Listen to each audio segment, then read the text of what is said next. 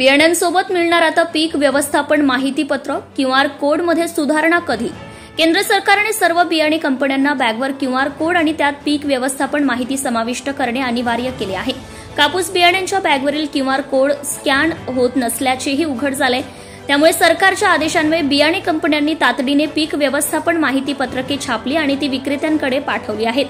केंद्रीय कृषी व शेतकरी कल्याण मंत्रालयाने 15 जानेवारीला अध्यादेश काढून बियाण्यांच्या बॅगांवर QR कोड अनिवार्य केला आहे. काही कंपन्यांनी आक्षेप घेतल्याने सरकारने 14 एप्रिलला नवी अध्यादेश काढून बियाण्यांसह खते, कीटकनाशके तसेच प्रत्येक कृषी निविष्ठांवर QR कोड अनिवार्य केला आहे.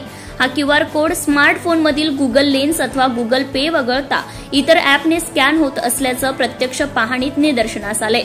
काही QR कोडमध्ये पीक व्यवस्थापन माहिती असल्याचं तर काहींमध्ये कंपनीच्या जाहिराती असल्याचं आढळून आले. त्या अनुषंगाने बियाण्यांच्या बॅगांवरील QR कोडचा उपयोग काय अशी सर्वत्र चर्चेचा विषय ठरलाय. अनेक मीडिया माध्यमांनी हा विषय उचलून धरला. नंतर कृषी व शेतकरी कल्याण मंत्रालयाने याची दखल घेत बियाणे कंपन्यांच्या त्यांच्या QR कोडमध्ये सुधारणा करून त्यात योग्य ती माहिती समाविष्ट करण्याचे आदेश दिले. कमी काळात या बाबी करणे शक्य नसल्याने कंपन्यांनी सरकारच्या निर्देशानुसार पीक व्यवस्थापन माहिती पत्रक छापली आणि ती प्रत्येक कृषी सेवा केंद्रांमध्ये पाठवली आहे. ही माहिती पत्रके बियाण्यांसोबत शेतकऱ्यांना देणेही विक्रेत्यांना अनिवार्य केले आहे. शेतकऱ्यांनी या पत्रकांमधील माहितीवर अंमल करणे अनिवार्य आहे.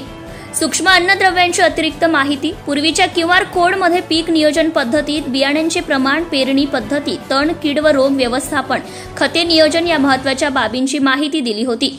छापील माहिती पत्रकांमध्ये जमिनीची निवड, वाण गुणवत्ता, गुणधर्म, बीज प्रक्रिया, सूक्ष्म अन्नद्रव्य व्यवस्थापन, वाढ नियंत्रकाचा वापर, किडींची आर्थिक नुकसान पातळी, किडींचे जैविक व यांत्रिक पद्धतीने व्यवस्थापन, पीक काढणी तपशील या अतिरिक्त अत्यंत महत्वाच्या माहितीचा समावेश केला आहे.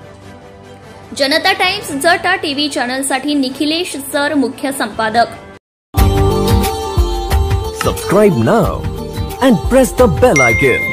Never miss an update.